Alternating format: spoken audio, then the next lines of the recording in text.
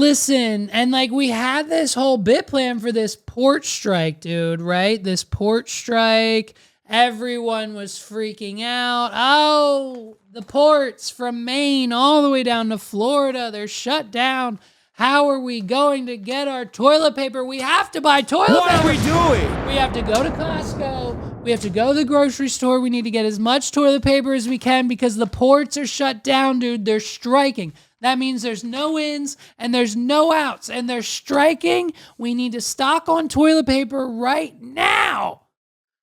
The only issue is, you big idiots, is that toilet paper is mainly made here in America, and it's transported via semi-truck back and forth, and other countries are getting toilet paper from us via the other ports that are open. You don't need to buy toilet paper. You don't need to hoard anything, because guess what? Strike's over. What are we doing? They postponed it, dude. They've postponed the strike till January 15th. They basically said, listen, you don't win because we're coming back, but for now you win because we're back to work tomorrow. First thing we promise.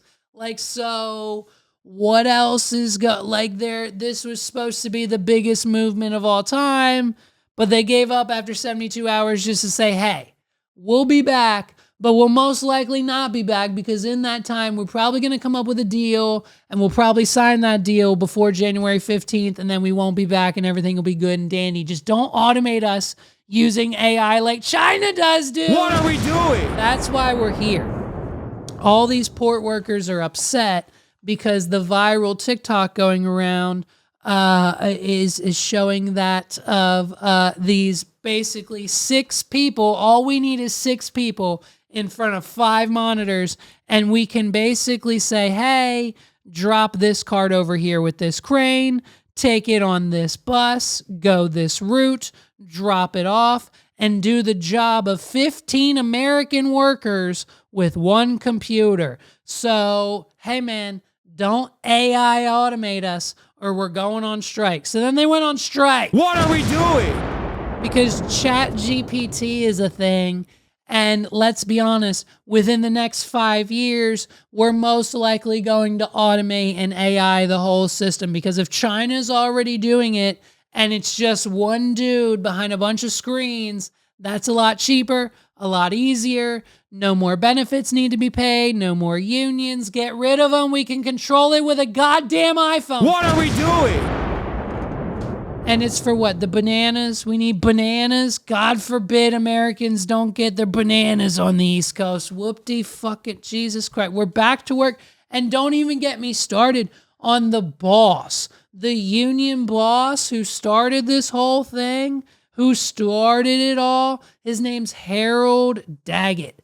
Harold Daggett, the union boss who vowed to cripple the U.S. economy if ports don't ban automation and raise dock workers' wages sharply. You know why? Because he looks like this. This is what he looks like. He's old and he's cranky and he looks like this. What are we doing?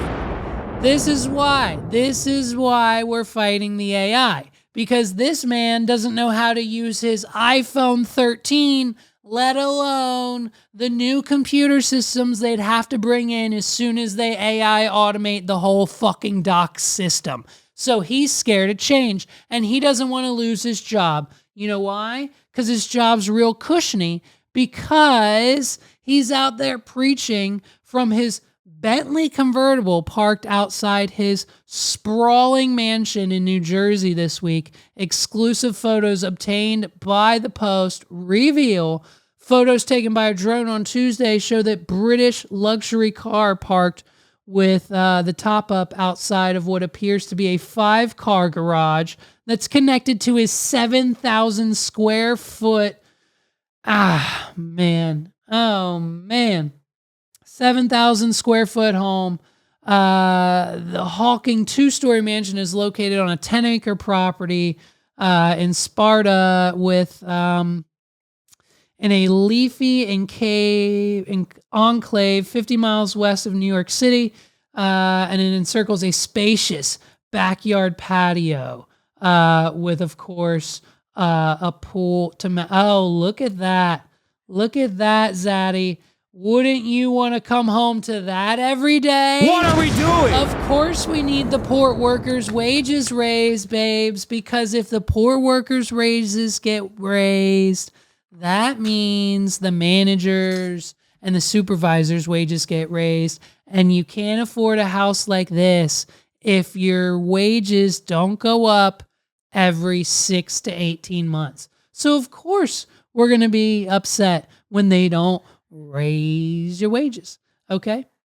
But it's fine because it's all over now. It's 72 hours later. It's all done. It's postponed. We'll see you on January 15th. What are we doing? You know what I mean? It's just, was it? And so now, of course, listen to this shit. Here's the conspiracy theories. You ready for this? We've got two major ones. The conspiracy theory is this whole port shutdown situation was orchestrated by the federal government so they could put an end to P. Diddy's sex trafficking, child trafficking ring, because they would bring the children over in the shipping containers via the United States East Coast ports. What are we doing? Because the West Coast ports are too heavily monitored because they're closer to Russia. So they think Russia's sending over like nuclear bombs and shit. So they check those. So Diddy sends his kids to the East Coast ports because he owns an island. There's an island right off the coast of one of the shipping ports. So he gets them shipped right there, dude. And so then when the kids are there, he can just have them shuttled right over to his mansion and then right into the Diddy parties, dude. Get them in, get them out of the crates, get them cleaned up, get them into the Diddy party. What are we doing? And then, of course, the other conspiracy about the whole thing is that the government shut down the ports so that it would cause mass hysteria at the grocery stores like it did for Costco. We've seen massive lines out the doors at Costco's, grocery stores in the last 72 hours of people getting all the essential milk, toilet paper, paper towels, everything else they think they need, bananas, the perishables, everything that the news has told you that you are going to need because these ports will be shut down for months to come, if not into 2025. So you never know. We've got to stock up, folks, and that's the bottom line, which was all a bunch of horse shit as normal, as usual. You didn't have to stock up on anything. Everything's fine. It's back to normal. The ports are open. We're going to have everything stocked on Monday, baby girl. So calm down. What are we doing?